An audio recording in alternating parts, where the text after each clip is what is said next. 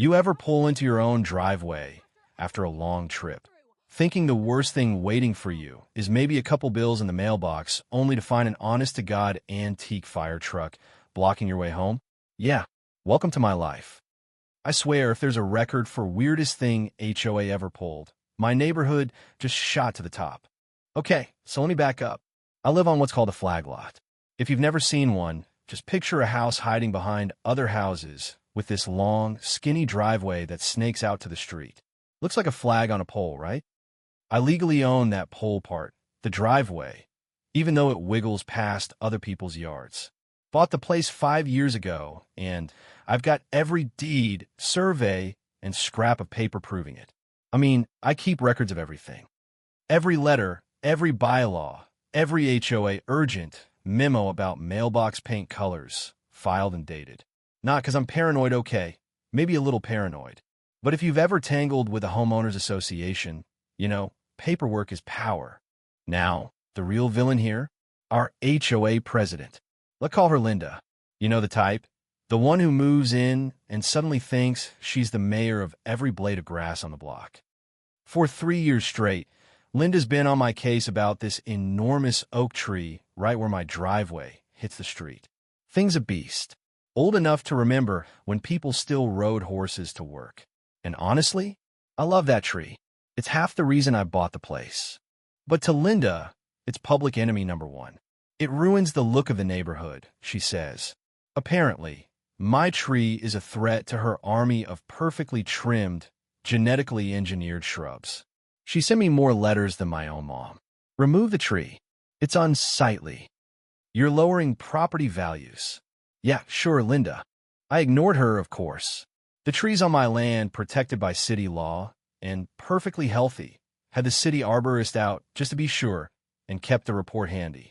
I even mailed Linda a copy with a note that basically said, "Nice try." Things quieted down for a bit, but I could feel it coming, like one of those horror movies where the villain isn't really gone. And, buddy, she didn't disappoint. Flash forward to 2 weeks ago. I just done this long drive home, half asleep, picturing my own bed.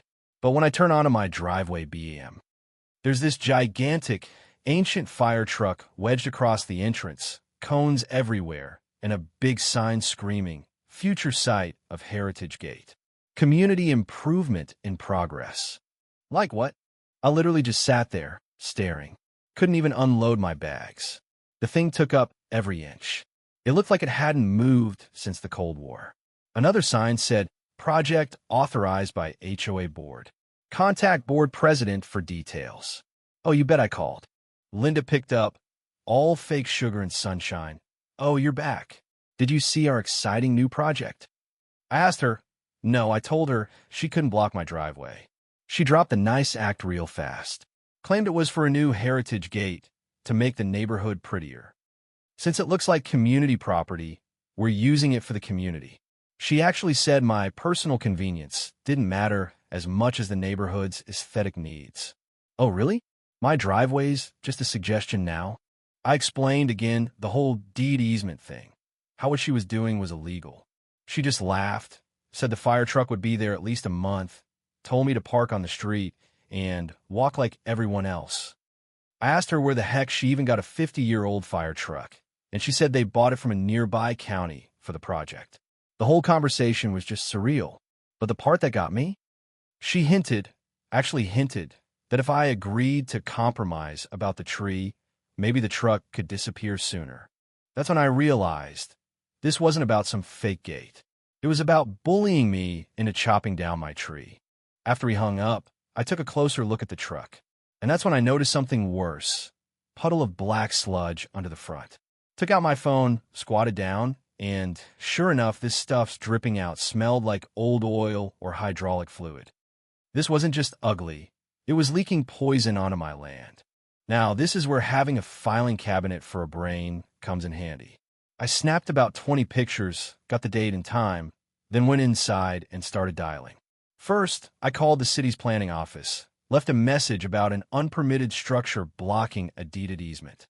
Then I called the environmental hotline and reported the leak. Because you never know which department will actually care, right? Next morning, I checked with the city. Any permit requests for this supposed heritage gate? Nothing. No application, no records, nothing. The gate didn't exist except in Linda's head. It was all a scam to hassle me. So, I called the towing company our HOA uses. Asked about moving the truck. Dispatcher tells me, get this, they've been told by the HOA under no circumstances to touch that vehicle. The board president called herself and told them it was approved. You can't make this stuff up. That's when I got creative. If they wouldn't treat it like an HOA thing, I'd treat it like what it really was, a giant abandoned industrial vehicle, leaking hazardous fluids, blocking my only way in and out. Spent the morning researching heavy recovery companies. Not just any tow truck, but the kind that moves construction equipment. Found one about an hour away. Called and explained the situation. Guy on the phone asks a few questions, then quotes me over $4,000 to move and impound it. Yeah, it's not cheap. But here's the thing. He said I could pay a deposit, but the bill would go to whoever owned the truck. I booked it for Thursday morning. Wednesday night, I got all my documents in order: deed, land survey, arborist report, photos of the leak. Wrote a letter saying I was authorizing the removal of unauthorized equipment at the owner's expense. Thursday, bright and early, I'm standing out front as this absolute beast of a recovery truck shows up. The driver's seen everything, totally unbothered, just as a walk around, takes his own pictures, then has me sign a few forms. Meanwhile, neighbors start trickling out, phones in hand, whispering. We're talking about a 2-hour show here. They rigged the fire truck up with a crane, lifted it straight up, swung it onto a flatbed. Looked like they were airlifting a beached whale. You should have seen Linda's face if she'd been there. Instead, all the neighbors watched the Heritage Gate centerpiece disappear down the road. I paid my part and waited. About an hour later, like clockwork, Linda's at my door, red-faced and screeching, accusing me of stealing her community project. I calmly explained. I removed an abandoned, leaking vehicle from my property with a license company. Gave her the receipt, told her where she could claim her precious fire truck, after paying the impound fee, of course. She threatened to call the cops. I handed her the recovery company's card, told her to go right ahead. Then she asked about the cost. When I said $4,200, plus $200 a day in storage, she looked like she was about to faint. I told her, that's between you and the impound lot now. But here's the kicker. I'd already called my lawyer. By Friday, the recovery company sent an official letter to the HOA, spelling out every cost, warning them storage fees were piling up, and that after 30 days, more penalties kick in. Meanwhile, my lawyer filed a lien against the HOA's common areas for the cost of removal and damages. Basically, they couldn't do anything with HOA land, couldn't sell, couldn't refinance until the bill was paid. Monday morning, the HOA called an emergency meeting. I didn't even bother going.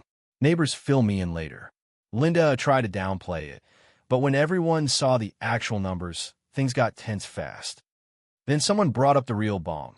Linda hadn't even gotten board approval to buy or park the fire truck. She broke their own bylaws. Plus, the HOA's insurance wouldn't cover a dime of it because it wasn't authorized. Suddenly, the entire board is furious. Their leader has dumped in the deep end for a grudge match about an oak tree. By Wednesday, the HOA's lawyer calls me. Friendly, direct, wants to settle. They'll cover every penny. Recovery, storage, attorney, and extra for my trouble. $8,400 total.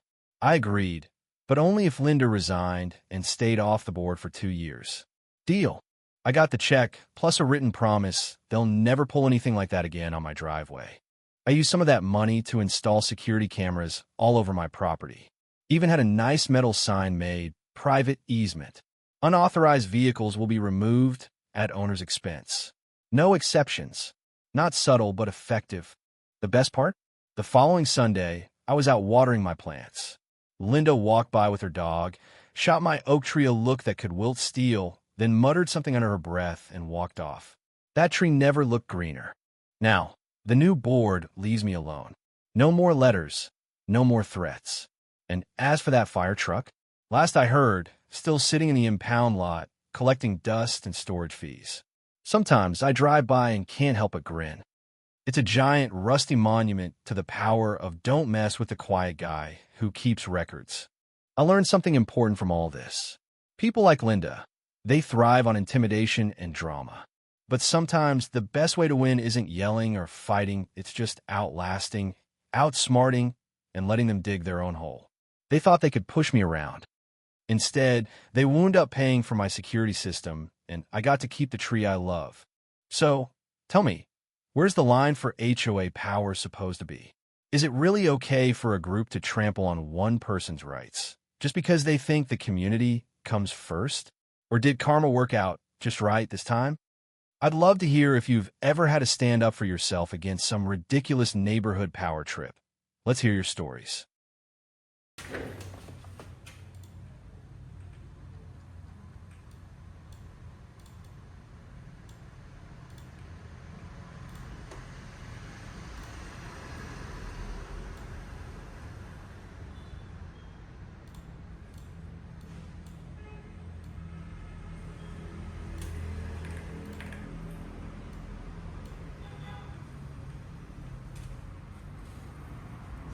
Cảm ơn tất cả các bạn đã xem video.